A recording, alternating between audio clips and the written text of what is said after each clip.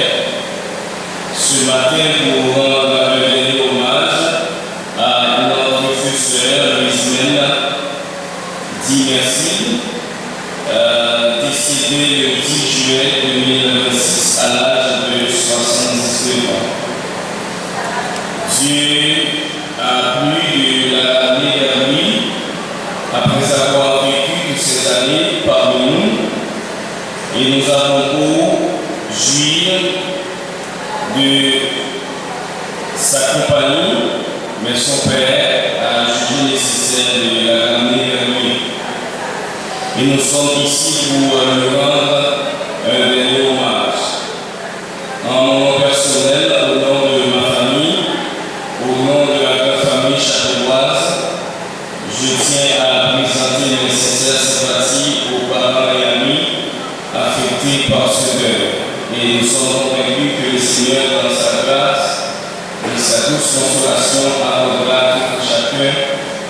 paix et sa douce consolation. Sur ce, je vous invite à nous mettre debout. Nous allons tourner les paroles du cantique 183, section française, du recueil des chants d'espérance. Mort avec Christ d'une mort volontaire, je vis au ciel déjà sur cette terre. En attendant son glorieux retour, je suis gardé par lui de jour en jour. Oui, nous sommes gardés par Jésus-Christ de jour en jour, tout au long de notre existence, même dans notre mort, nous sommes gardés par lui, parce qu'il est là pour nous veiller comme un bon et souverain berger. Mort avec lui une mort volontaire, je vis au ciel déjà sur cette terre. En attendant son glorieux retour, je suis gardé par lui de jour en jour. Jour après jour gardé par ton amour. Jour après jour à l'abri de ton aile. C'est le repos et la vie éternelle. Je t'appartiens au Sauveur pour toujours. Il est douleur que son cœur me partage. Il est fardeau dont il ne me soulage. Il est de pleurs, il est ta vie. Il est de mots qui ne puisse guérir. Jour après jour gardé par ton amour. Jour après jour à l'abri de ton aile. C'est le repos et la vie éternelle. Je t'appartiens au Sauveur pour toujours. À mes soupirs s'aiguille de son oreille, lorsque je dors près de moi son cœur veille. Quand pour toujours mes yeux se fermeront, c'est la puissance au ciel me porteront. Jour après jour gardé par ton amour.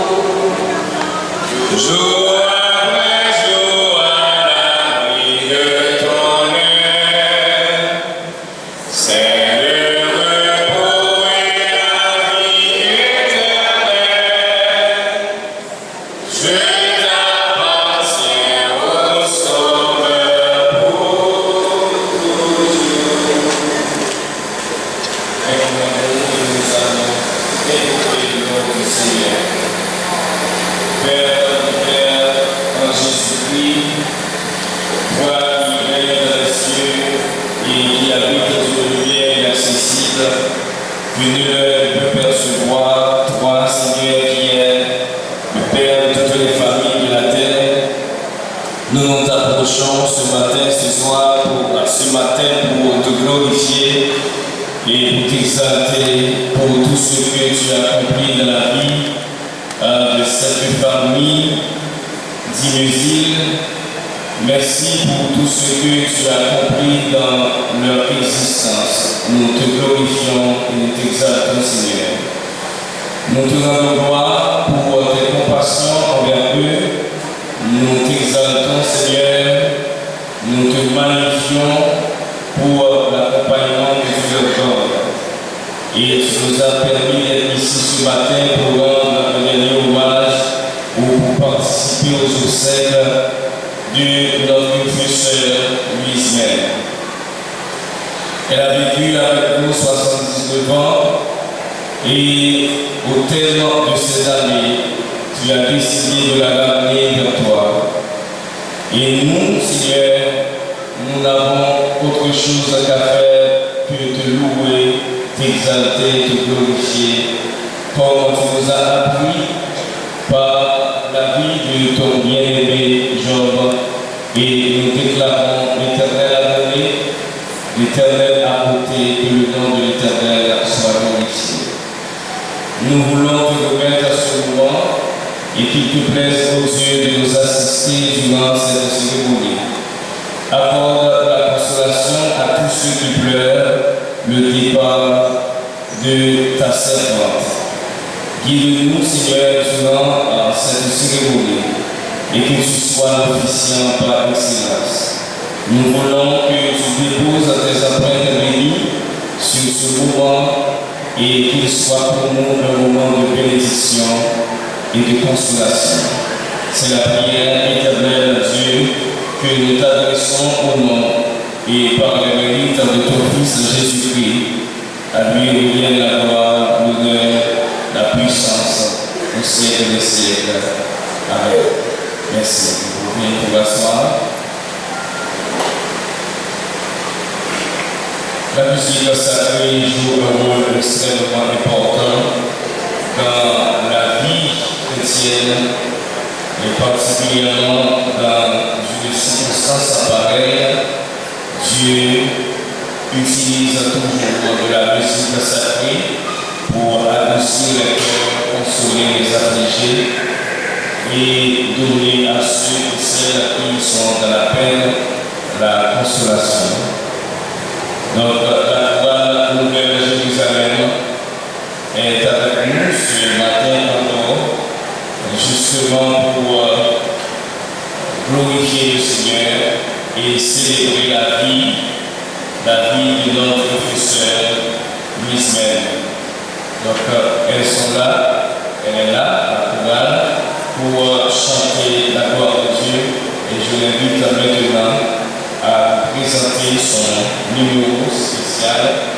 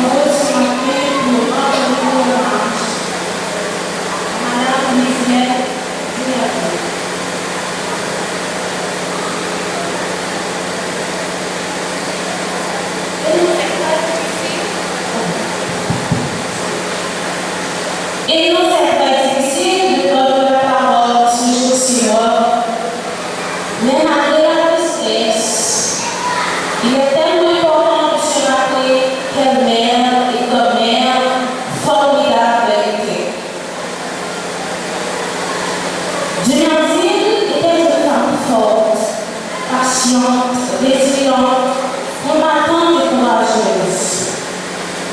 Elle avait un amour fort pour ses enfants et ses petits-enfants. Elle croyait au travail et au partage. Elle faisait surpasser le bonheur des autres avant le sien.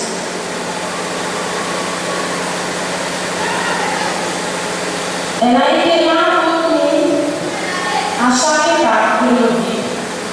Et nous a accompagnés dans nos petits et grands bonheurs, des mariages, des naissances et d'autres choses. Elle était présente à chaque moment. Pour vous qui ne la connaissez pas ou assez, de quelques minutes, je vais vous présenter qui elle était vraiment.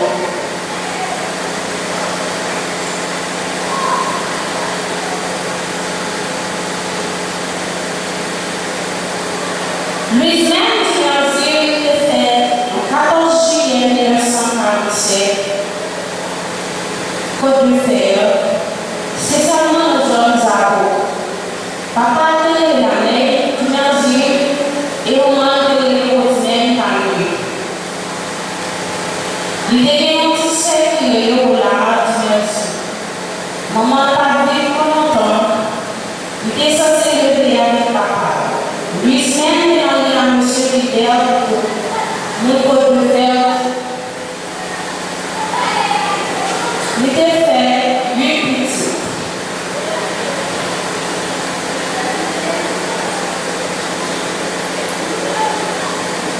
Non, c'est Victor Comando. Victor Bonnet. Victor Bruno. Victor Maxo. Victor Bruno. Victor Zeva. Victor Darlene, Victor Béatrice, avec petit avec fille qui c'est Victor François. Louise-Mère, c'est un enfant combattant, il partage des situations. Pour le petit différent de sa race, pour le faire, je ne pas plus. C'est pour ça que la connaissance à côté d'eux, les villes tournent des pas plus. En fait, commerce, fait économie, acheter terre dans sa boutique, des cailles, et puis il faut aller chercher chaque petit bio, préparer jusqu'à ce qu'il y ait de l'autre.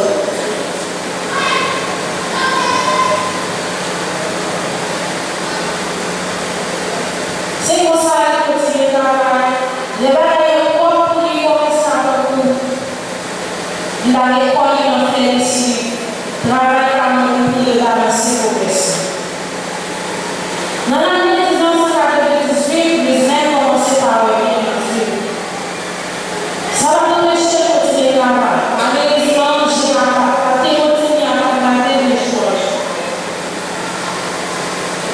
Après une tentative d'arrêter, on n'y est pas marché jusqu'à ce qu'il va poétique.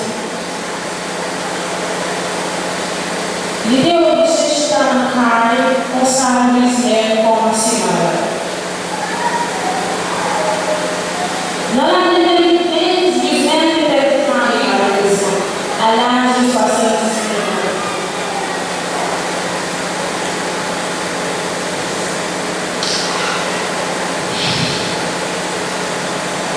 Louise-Mère, c'était un bon frère, un bon ami, un bon conseiller. Tout le monde s'est réuni.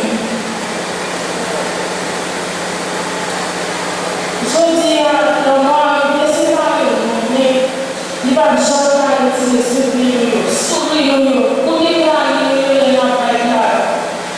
Des moments, ils ont bon moment pour t'aider, pour comprendre vos amis, bon conseiller, aller en paix.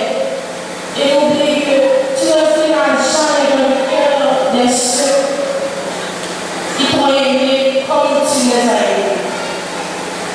Merci.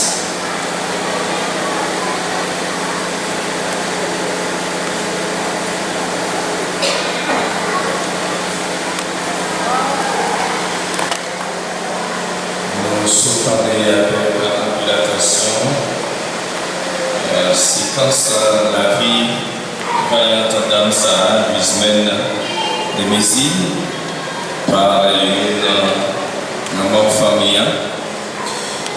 Donc nous comprenons comment que la douleur là est vraiment grande, mais ce qui est important c'est que Luismen t'es fait une bagaille ou bien bagaille qui est plus grand, plus important dans le pays, c'est que tu remettre Jésus-Christ la vie.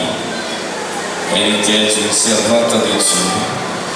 Et nous convaincus, nous croyons que Luismen n'a pas papa et il attend tout qui combat, le bon combat de la foi qui a acheté conscience dans la gloire.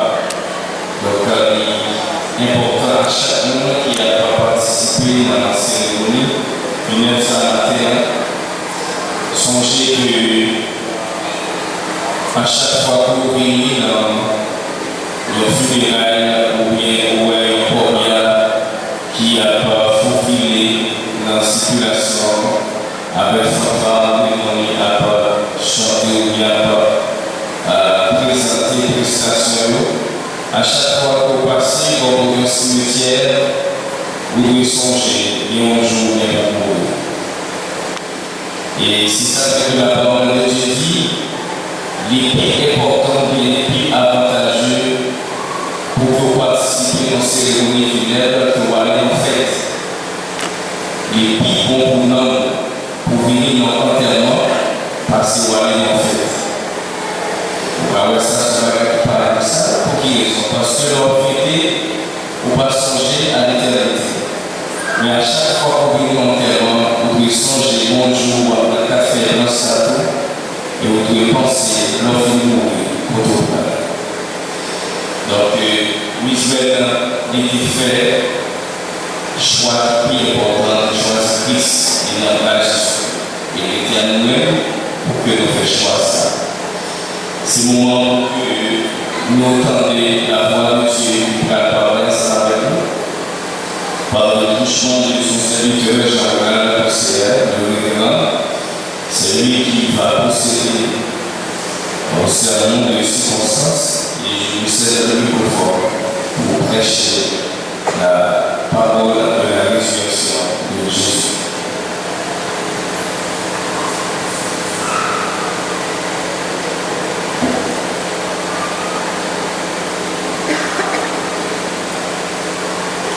Sur un ferme attente de mon espérance, je n'aurai honte de rien, mais maintenant, comme toujours, Christ sera glorifié dans mon corps avec une pleine assurance, soit par ma vie, soit par ma mort, car Christ est ma vie et mourir mais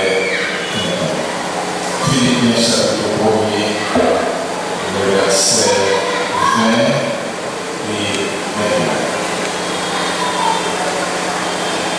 Comme il dit le pasteur Saint-Louis, la parole de Dieu nous encourage à participer à des cérémonies funèbres au lieu de participer à des festins, parce que à chaque fois qu'on participe à des cérémonies funèbres, on livre aussi sur ce phénomène insolite qui s'appelle la mort. À chaque fois que vous participez à la cérémonie funèbre, vous en avez une réflexion sur la mort et ça peut vous aider à mieux vivre vos jours sur la terre. Donc ce matin, on va produire une réflexion sur la mort au travers de ce texte que nous venons de lire. Ce texte est extrait de l'épître de Paul aux Philippiens. Il faut dire que l'épître de Paul aux Philippiens est considérée comme étant l'épître la plus joyeuse, épître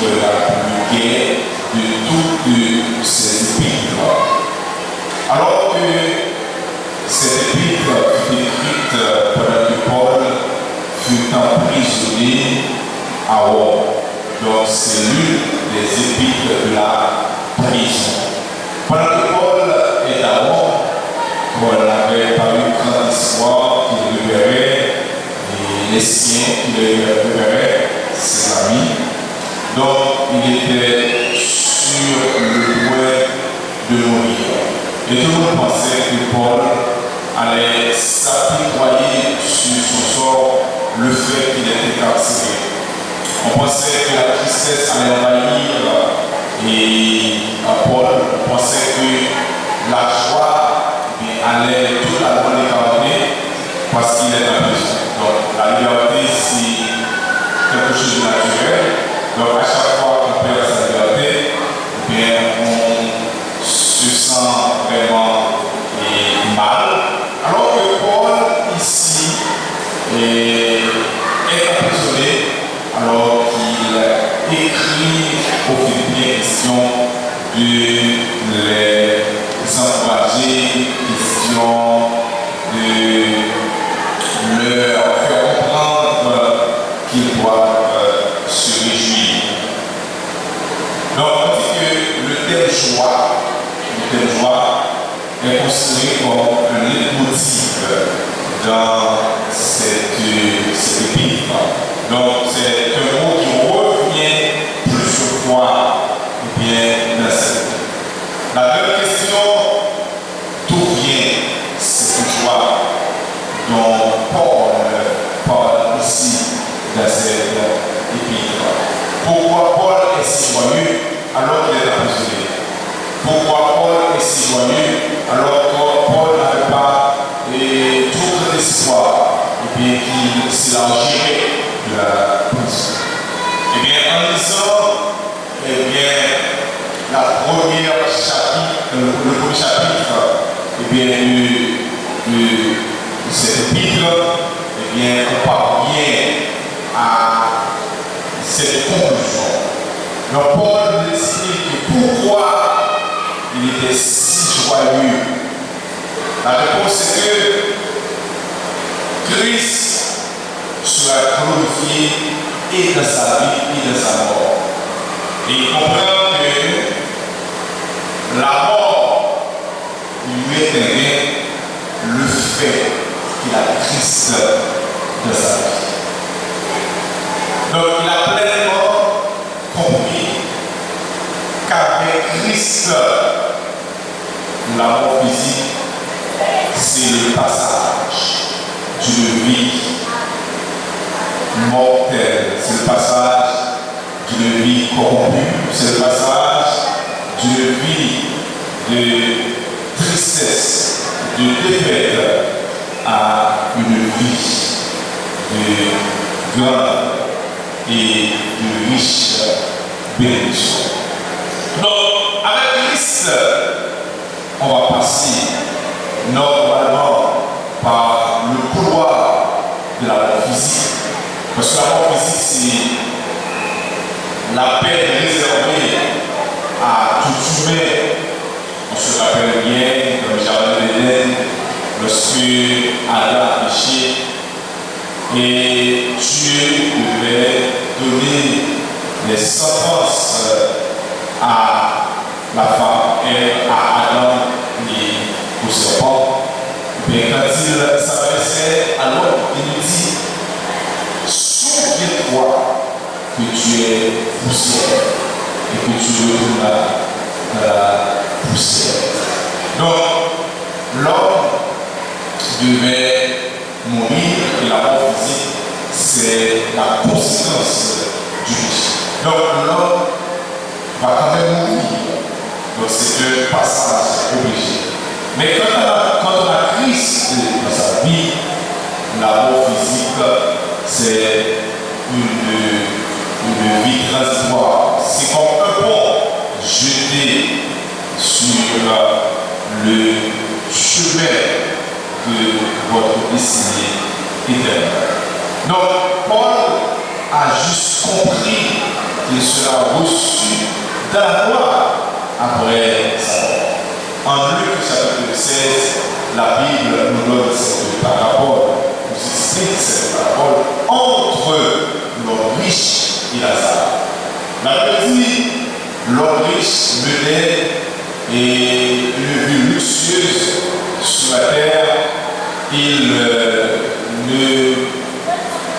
ne comprenait pas que la vie de l'homme est passagère. Il oublie Dieu, il fait tout ce qu'il veut, il agit comme il lui semble.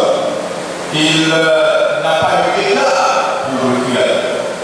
Alors que Lazare, pauvre qu'il était, a eu un certain respect pour Dieu. Il a été attiré de Dieu. La parole nous dit, les deux sont fauchés par la mort, l'homme riche et Lazare.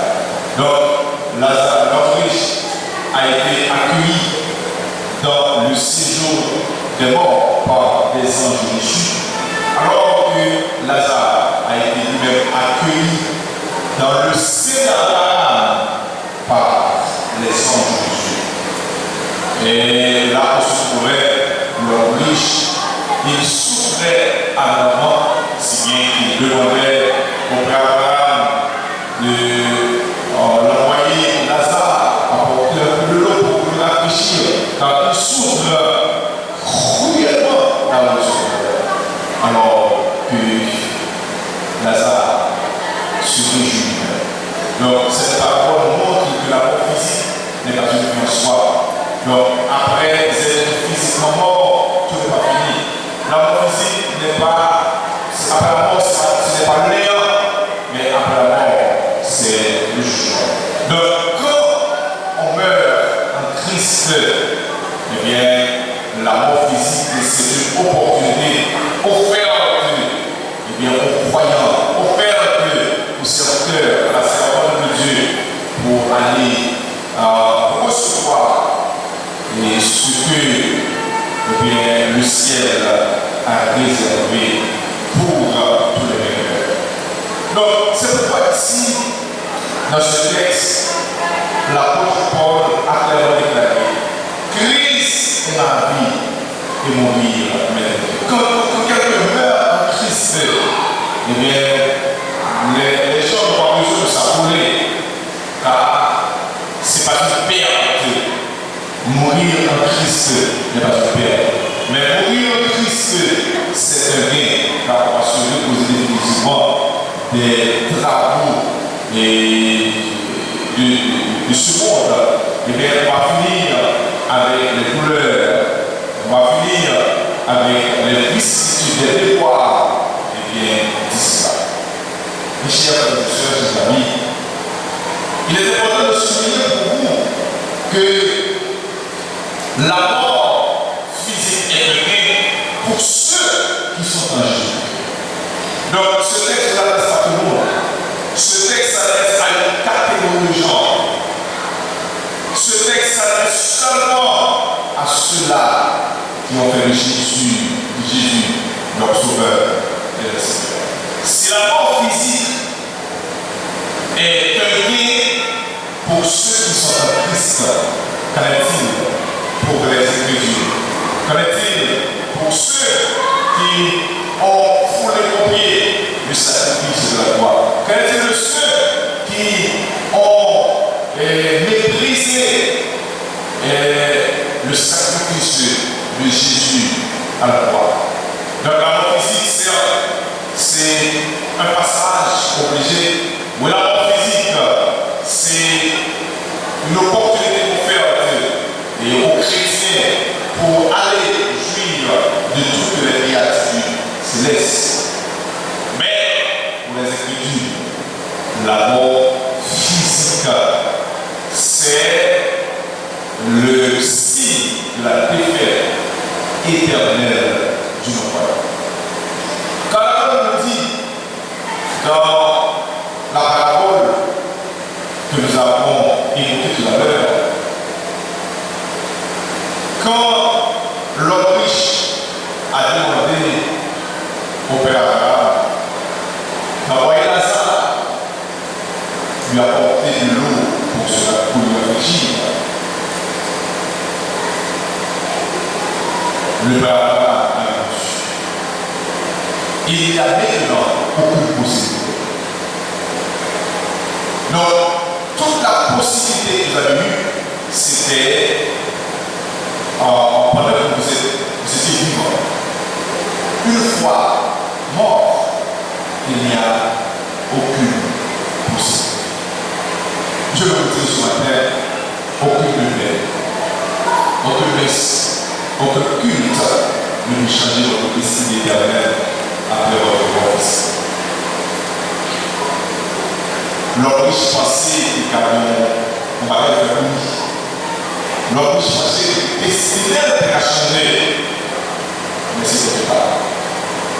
C'était trop tard. Car il avait déjà touché par le mort. Quand quelqu'un meurt sans Christ, il attend son jugement.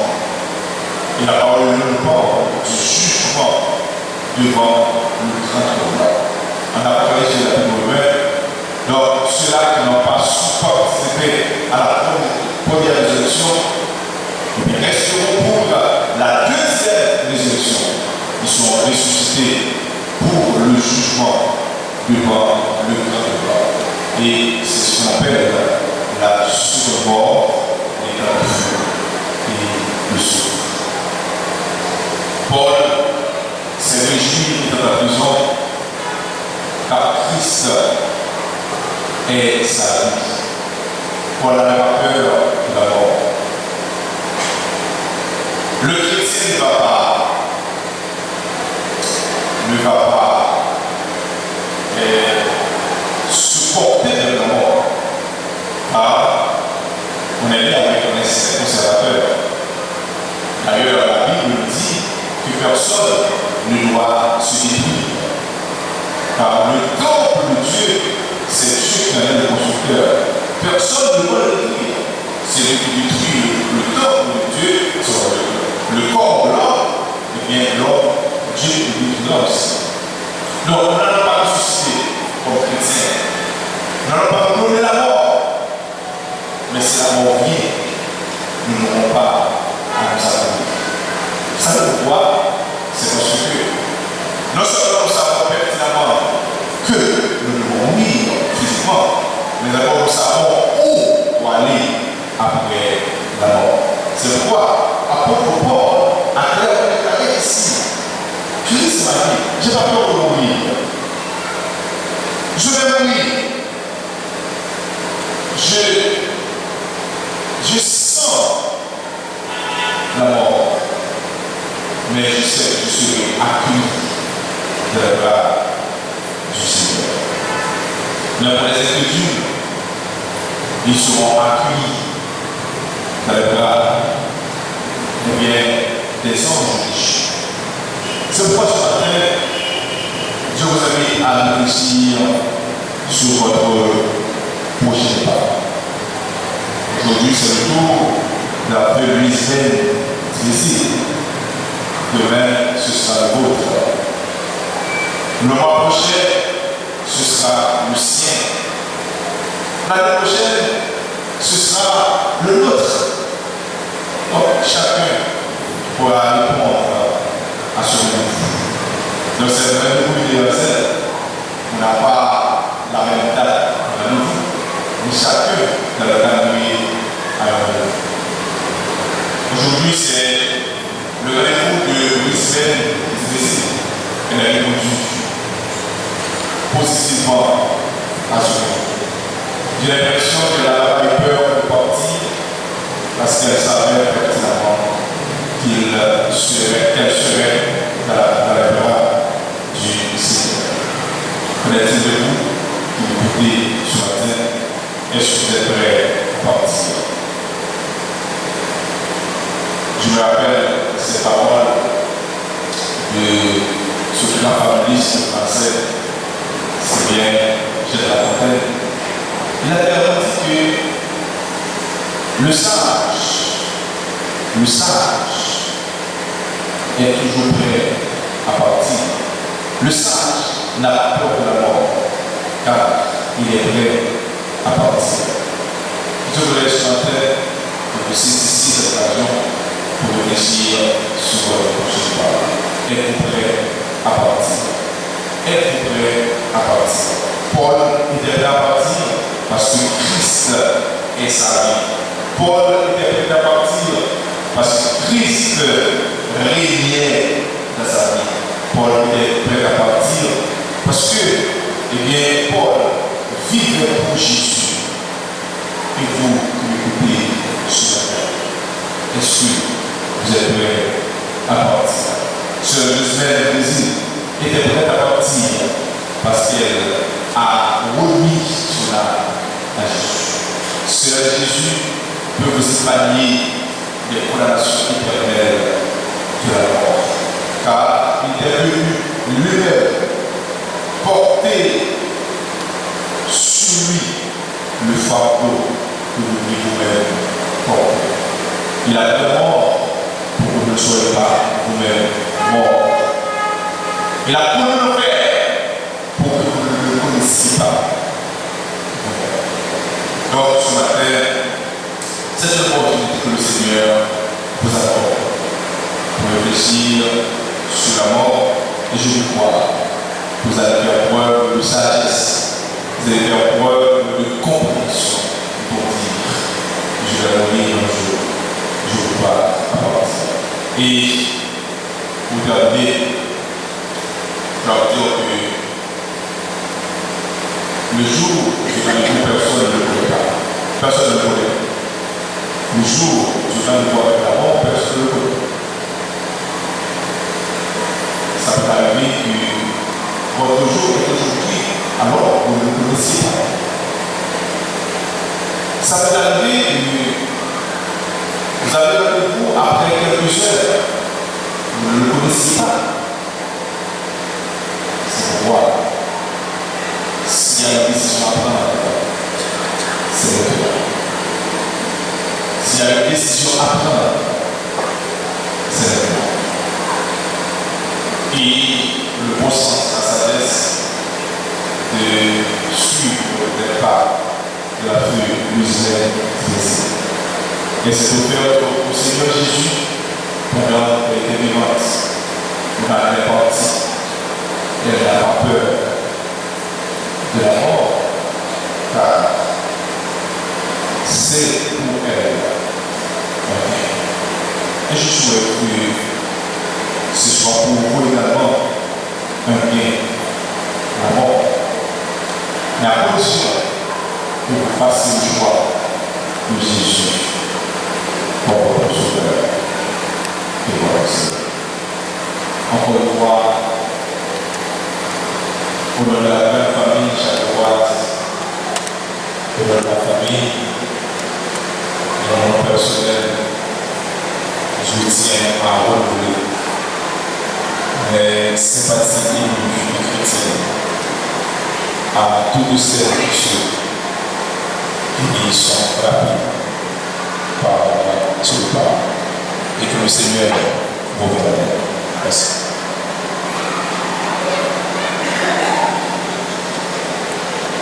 Nous sommes arrivés au terme de la cérémonie et je profite de l'occasion au nom des familles Luto et Tibézine de remercier l'Assemblée, tous ceux et celles qui ont fait le déplacement pour accompagner ces familles.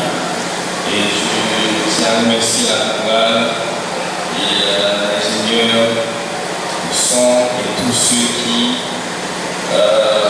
participent dans cette cérémonie pour la grande de l'église. Je vous invite à mettre debout et nous allons chanter les paroles de ce cantique. Cantique que je viens à la nuit créole, un chant d'espérance qui des questions encore qu'il a posées à chacun de nous après nous entendre Seigneur parler ensemble avec nous. Il a posé une question ça, est-ce que nous prêts pour nous faire voyage ça, même avec la sœur Lisbeth, et bien encore l'auteur de ce cantique, lui créole, a posé instruction à chacun de nous. Et la vie sans sauveur, c'est mon Dieu, ça nous va faire. Les rois peuvent mourir, ça nous va faire. Le Sahel, Seigneur, c'est l'amour qui parle. Et ça va tourner, ça va faire. Ou même dans la vie tout le temps, ça va faire. Parce que je sais va tout seul, ça va faire. Si la mort vient ou pas parler, c'est que celui qui va saisir, qui ça va faire. Sans sauveur, sans bon Dieu, ça nous va faire. Le roi peut mourir, ça nous va faire. Non, nous parler, qui ça va tourner, ça nous va faire. Ou même capri tout temps, ça nous va faire. Je ça nous va tout seul, ça nous va faire. Si le mort finit, ou pas parler, la paix va saisir nous, ça nous va faire. Est-ce qu'on est en côté pour nous acheter? Mais bon Dieu, nous, ça nous va faire. Dans mon temps passé, jeunes gens qui, moi qui aimais péché, ça nous va faire. Moi qui aimais Jésus, a joué mon Dieu, ni gloire ni paternelle, ni sauver, l'amour parfait au Père, Jésus a Dieu, les cachés au nom, les sauvés. Nous qui aimons Jésus, a joué mon Dieu, les bons, les paternels, les sauvés, l'amour parfait au Père, Jésus a Dieu, les cachés au nom, les sauvés. Oui, Seigneur, au grand, merveilleux, puissant, nous voulons rendre action de grâce à nous-mêmes et tout merci pour 79 années pour te permettre que Sœur Lisbeth l'ait passé sous ça et par la Bible pour te bénir, édifier en pile le monde. Et le moment arrivé, 10 juin, pour ramener à nous-mêmes et nos relations de grâce à nous-mêmes. Réfléchis sur le phénomène, ça, c'est la mort, et pour que nous capables de prendre décision, préparer nous lorsque le jour va nous arriver, non seulement pour nous aller en paix, mais pour nous aller avec l'espérance que nous allons vivre avec vous pour l'éternité de la gloire. Seigneur, la voix de ta prière va accorder consolation, la paix à chaque monde, éternel Dieu, qui était dans l'espace de la famille plutôt, et de merci à Seigneur qui a pleuré des pas, c'est votre accorder, éternel Dieu, grâce, accorder consolation, accorder la paix et le repos dans le Seigneur, et aider au Saint-Esprit à appliquer cœur à la sagesse pour que vous capables, éternel Dieu, comprendre et connaître que jour le coûte sur la terre et nous devons prendre décision ça à de Jésus-Christ la vie avant que ce Père soit fermé.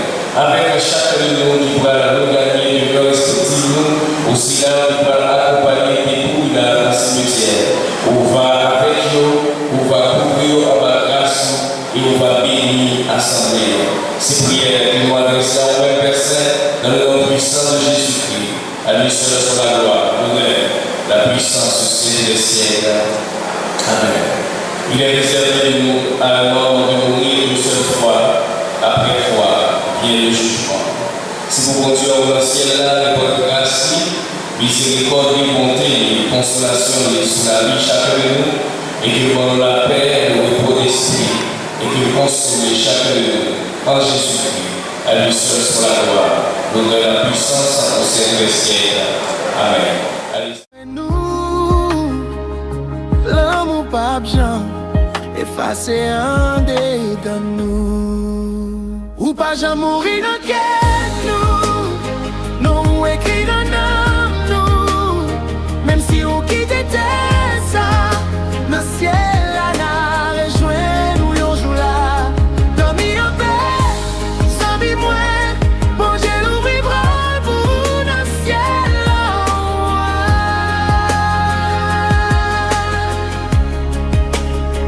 Souffrance finie, ou prend repos ou kounia.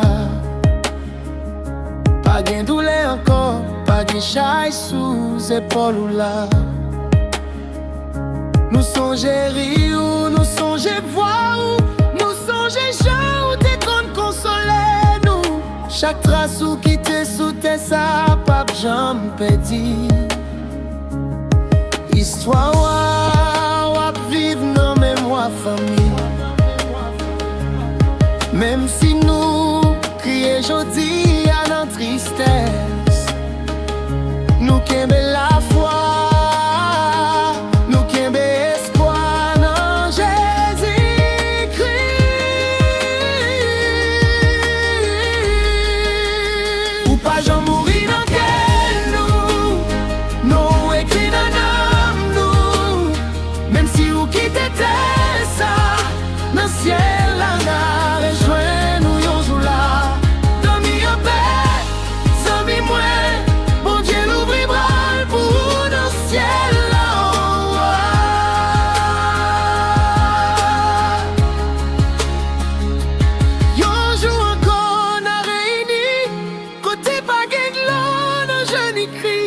C'est là n'a chanté avec la joie pour tout temps de gloire, papa. Pas jamais mourir dans quel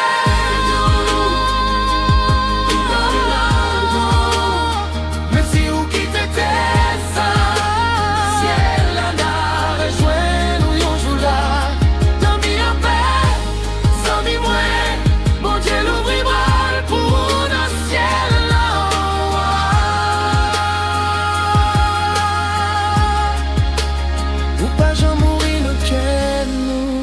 l'amour à vivre pour tout temps, dormi en paix jusqu'à ce qu'il n'en ait encore.